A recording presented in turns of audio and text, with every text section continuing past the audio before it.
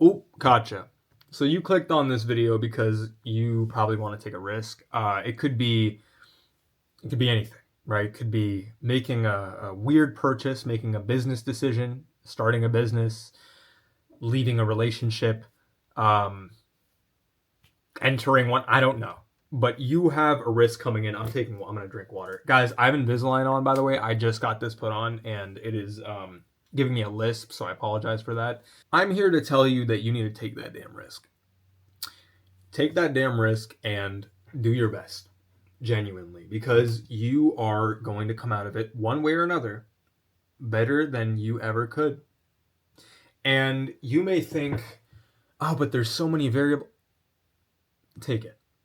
Trust me, you need to take it. This isn't a matter of you being young and, being able to make mistakes or whatever. This isn't one of those things where you're capable of learning and you need to have fun in your youth. No, this is not that.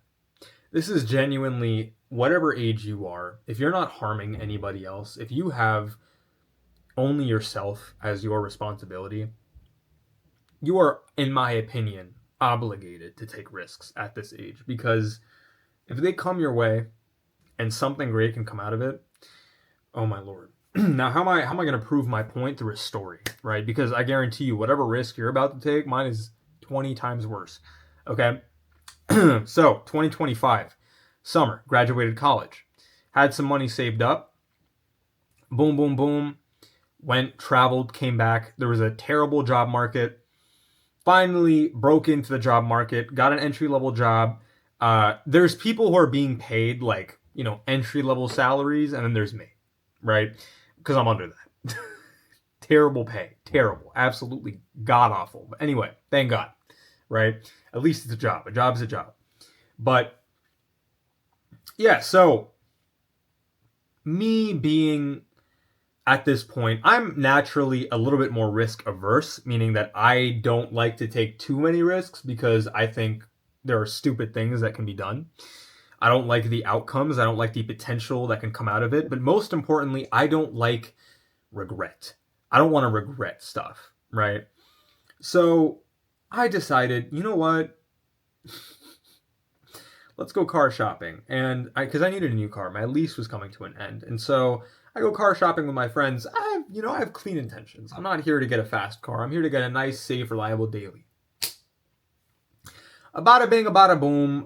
They bring out a W212 E63S AMG 2016.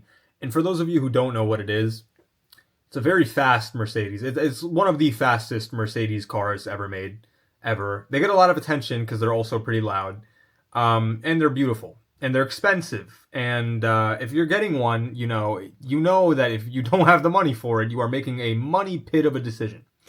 But, that's the decision I made. I was thinking about, what, everybody's going to hate me for this. People are going to think I'm stupid.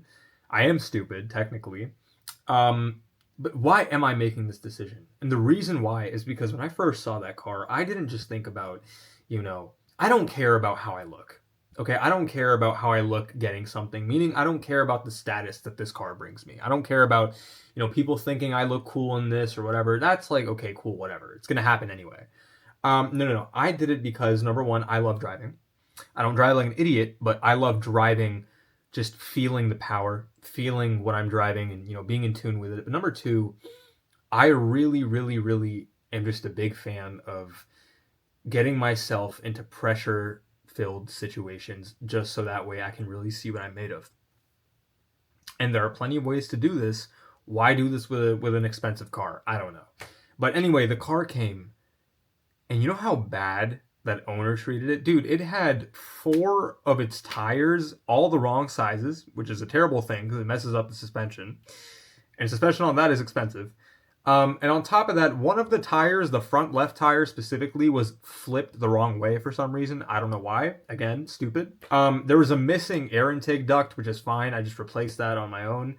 The AC vent is just broken. The headrest button that adjusts the headrest for Benz's was also broken.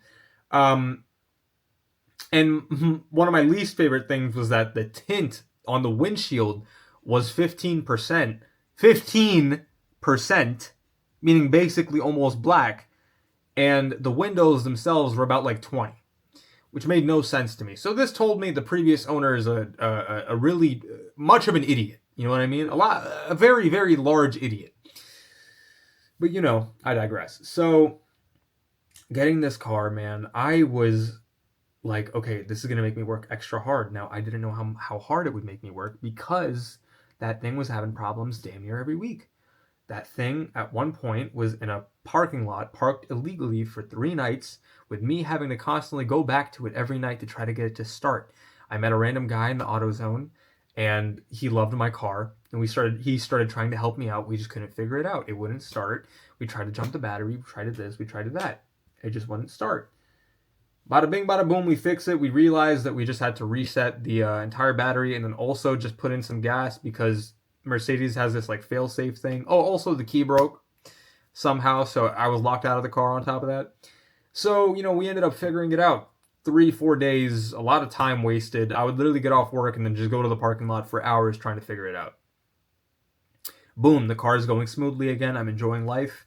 Next thing you know, I need to get an inspection, but nothing passes. I have to go back and forth between the tint. That doesn't pass. I have to go here. It doesn't pass. Whatever. I'm about to get that sorted out, finally. So I'm about to go back to driving normally again, enjoying my time, this, that. Oh no. Guess what happens? I start getting pulled over. Good evening. Not a great one for me, but it is what it is. Why? Because it's a loud car. And if you're driving in a normal, and if you know what I mean, if you've ever driven in a loud, attractive car, you know that normal moves that you would make in a normal car are not going to slide with cops because they're trying to get you pulled over. They know you got money. I don't. But they think you got money. And they want you absolutely to pay them and pay their, whatever. So I got pulled over twice, and knowing me, I'm not trying to get my driving record fumbled with, so I hired a lawyer for both tickets, and that ran me up another buck. Then on top of that, finally what happened was I got into my very first car crash. Thank God not into another car, but I ran over a curb, or not like, I flew over a curb, trying to make a turn last second with my friends in the car. And so before I tell you guys this part of the story, I just want to bring up one note, and it's that I used to be a very worrisome person. I struggle with anxiety, right? And so it's not that I'm using it as like a struggle with anxiety thing. No, it's like genuinely if I could do something about it, I would. I've tried a lot of different things, but so when things happen in my life, I try to control myself and try to remain calm, but internally, my cortisol is just boom, boom, boom, boom, boom. My stress levels, everything, I freak. So when this happened, I remember the feeling of going over that curb. And then when we stopped the car, so many things were going in my head. But when I stepped out of the car and saw that both of my friends were okay, and that I was okay, and that, yeah, the chassis is cooked, the tires are cooked, this is going to be a $5,000 repair, I couldn't help but just smile. And I just laughed. After so many months of stressing over the car and trying to finally get it to that perfect level, everything fell apart. And I'm right now going through the worst financial situation I've ever gone through. But you know what? I'm probably the most calm and the happiest I've ever been. Because when you go through so much at once, dude, I swear to God, I don't know what it is, but it's like you have no choice but to accept it, right?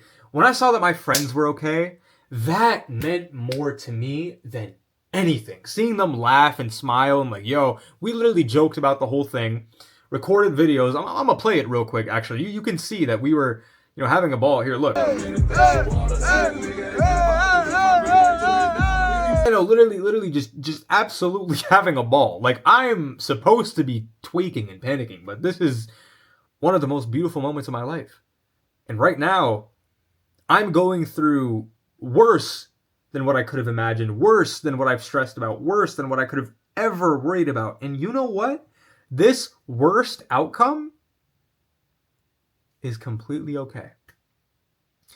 Because I've come to the conclusion that as long as you're doing your best, you pray for it, you work for it, it'll work out.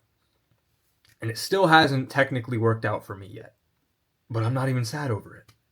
And I feel like stressing over things and being sad, and when you start taking risks, you're gonna learn this as well, that stressing over some of these things like money and XYZ and stuff like this, it just doesn't matter anymore.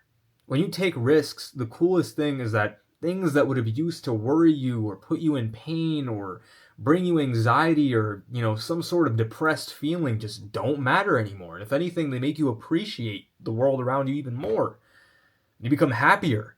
You genuinely appreciate everything, and it's beautiful. And God, it is now a core memory that I have, and I'm working my butt off. And if anything, everyone used to think I was very stupid for making that decision. Don't get me wrong, a lot of people still do think that. Fair, by the way.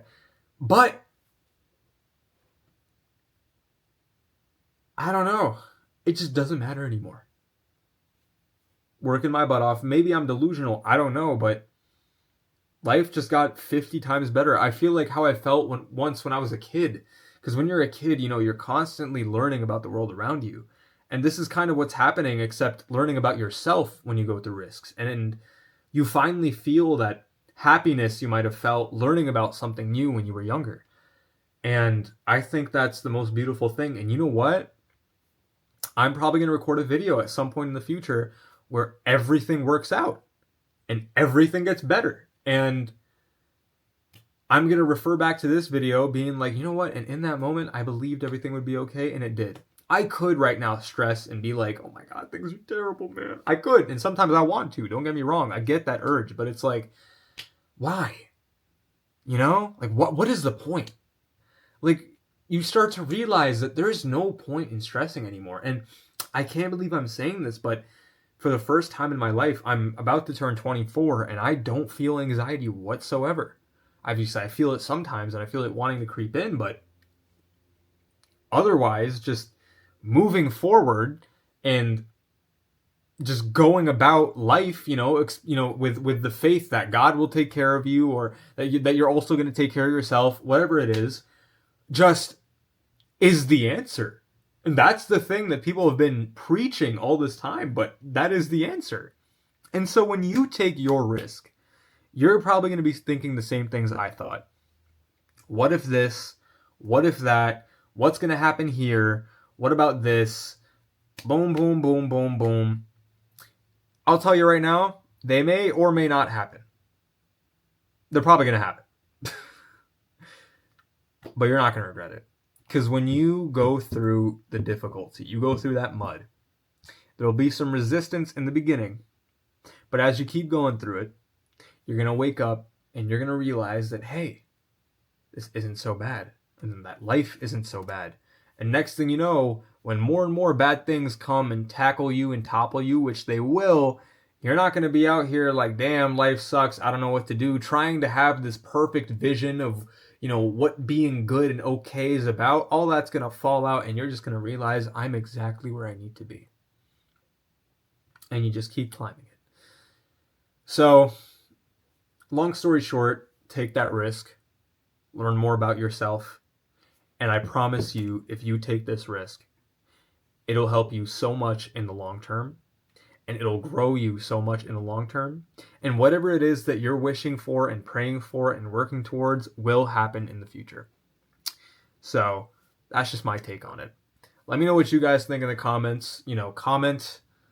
Let me know. Like the video, please. Again, I'm new to this, and I love yapping. So it is what it is. But yeah, it's been your boy, and I'm gonna catch y'all and keep y'all updated. Take care.